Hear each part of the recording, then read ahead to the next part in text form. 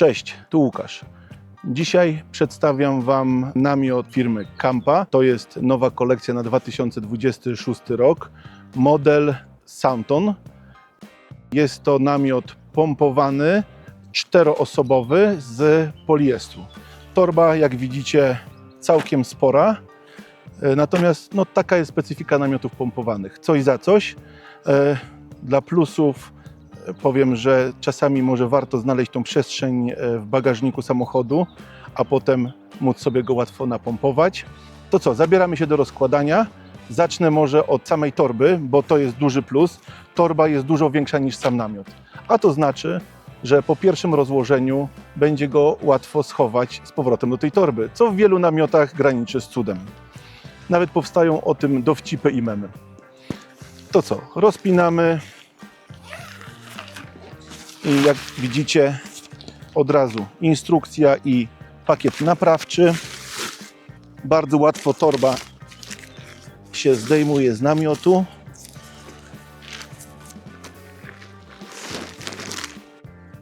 Tutaj mogę od razu powiedzieć, że to jest Soundton, to jest większy z rodziny Kampy. Większy w porównaniu z namiotami Dawlish, ponieważ on ma dużo większy przedsionek. Oskar, czy mogę Cię prosić o pomoc? Będziemy rozwijać. Zobaczymy, w którą stronę. O, tutaj zapomniałem od razu pokazać. W zestawach mamy pompkę ręczną. Odkładam ją na bok i mamy śledzie ładnie zapakowane w żółtą, solidną torebkę. Śledzie to zawsze niespodzianka, co tam mamy w środku. Mamy klasyczne szpilki oraz 4 plastikowe śledzie. Chyba zajrzę w końcu do instrukcji i zobaczę, do czego te plastikowe śledzie służą. No dobra, ale wracamy do namiotu.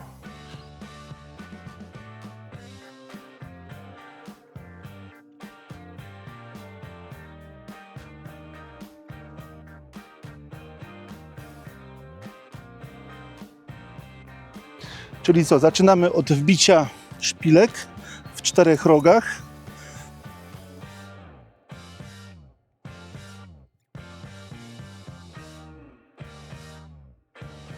Dobra, pokazywałem Wam, że w zestawie jest pompka ręczna, natomiast ja pójdę na łatwiznę i wykorzystam elektryczną pompkę Dometic.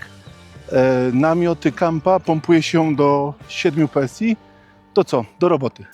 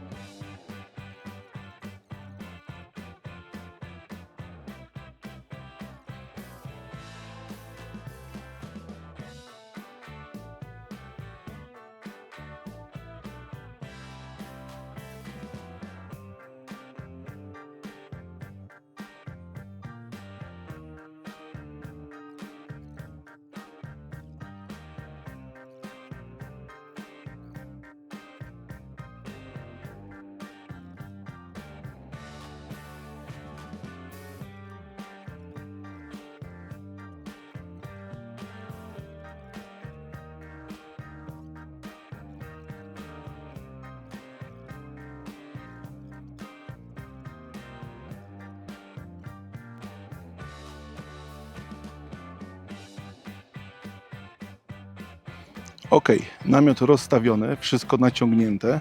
Pewnie przebitki z rozstawiania i z naciągania widzieliście przed chwilą. Zrobimy obchód dookoła. Namiot Soundton to jest ten większy z namiotów Kampa. Większy to znaczy, że mamy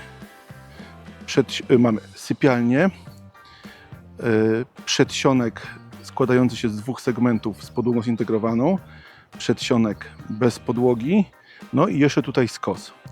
W tych namiotach Soundton mamy przednią ścianę do przedsionka bez podłogi wpinaną na zamek, czyli no, bardzo szczelne rozwiązanie.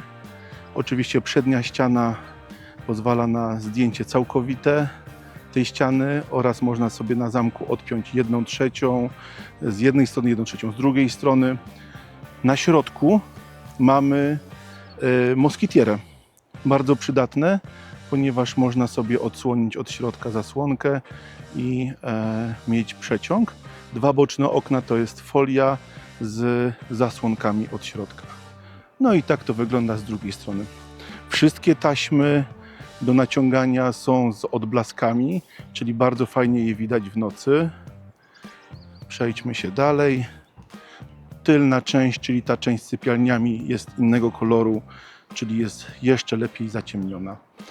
W tym namiocie boczne drzwi mamy zarówno z prawej, jak i z lewej strony. To co, wchodzimy do środka. Tak jak mówiłem, przednia ściana jest zapinana na zamek. No dobra, spróbujemy otworzyć i zaglądamy do środka. O, tutaj mamy jeszcze jeden papier od zabezpieczenia okien przez producenta. Wyrzucam go na zewnątrz i jesteśmy w przedsionku bez zintegrowanej podłogi. No co tu dużo mówić. Z zewnątrz widzieliście, mamy okna foliowe, nie ma w nich zasłonek. Natomiast na dole mamy bardzo fajny organizer. Z drugiej strony to samo. W przedniej ścianie natomiast mamy zasłonkę na okna, na zamki. Bardzo sprytne rozwiązanie. Mamy środkową część, gdzie pod zamkiem jest moskitiera. To opowiadałem, jak oglądaliśmy go z zewnątrz. Oczywiście na tubie haczyki do powieszenia różnych akcesoriów, sznurów świetlnych. Na dole mamy kołnierze służące temu, żeby woda z zewnątrz nie zaciekała do środka. To co, wchodzimy do środka. Poczekajcie, pierwszy raz jestem w tym namiocie, muszę też zobaczyć, co my tu mamy. To jest duża zmiana, ponieważ ten namiot nie ma stricte drzwi. Czekajcie, ja to odepnę i wejdę do środka i zobaczycie od środka, jak to wygląda. Zobaczcie, cała przednia ściana tego namiotu jest odpinana na zamek. Czyli jeśli chcecie, to można zrobić wejście z boku i mieć, tak jak teraz, drzwi i na dole też zamek zapiąć, ale też całą tą ścianę można sobie wypiąć i poszerzyć przedsionek o tę część bez podłogi. Pierwszy raz widzę takie rozwiązanie, ale moim zdaniem no to jest super rozwiązanie, bo po pierwsze drzwi otwieramy sobie z której strony chcemy. Możemy zarówno z prawej, jak i z lewej strony. Możemy sobie otworzyć na przykład 2/3 drzwi. Więc rozwiązanie moim zdaniem super. Zajrzyjmy, co tutaj jest pod zasłonkami. Tutaj mamy moskitierę. Aha, wszystkie trzy części to jest moskitiera z zasłonką. I tak samo jak na pierwszej tubie, wszędzie dookoła mamy haczyki, mamy rzep na oświetlenie. To co, idziemy dalej. Tak jak już mówiłem, pokazując Wam z zewnątrz, w tym namiocie mamy boczne wejścia z prawej i z lewej strony. Czyli mamy w tej części moskitierę i drzwi, zasłonkę na zamek z boku i rzep na dole. Moskitiera zamykana na zamek ze wszystkich stron. Z drugiej strony mamy drzwi w tym segmencie bliższym sypialni i tak samo moskitiera na zamek i drzwi mają zamek z góry i z boku, a na dole rzep. W tej części mamy okno. Okna są foliowe z zasłonkami od wewnątrz. Na górze mamy wentylację, a na dole jest organizer. i przelotka na kable. Z drugiej strony mamy dokładnie taką samą sytuację, tylko wentylacja jest na dole, organizer jest na górze, okno wygląda dokładnie tak samo i też mamy przelotkę na kable. Tutaj widzę, że jest kolejna przelotka na kable, czyli w sumie, jak ktoś chce, są 4 wejścia na podłączenie prądu do namiotu. Pokazałem Wam, jak wyglądają okna, wejście, ale zobaczcie, jaka tu jest gigantyczna przestrzeń w środku. Z tego, co kojarzę, to jest ponad 3,5 metra na długość, no i oczywiście na całą szerokość namiotu. Czyli gigantyczny przedsionek. W porównaniu z namiotami Dawlish, no to jest 2 razy większy przedsionek ta część ze zintegrowaną podłogą. Ponieważ to jest namiot 4-osobowy, ma on 2 sypialnie.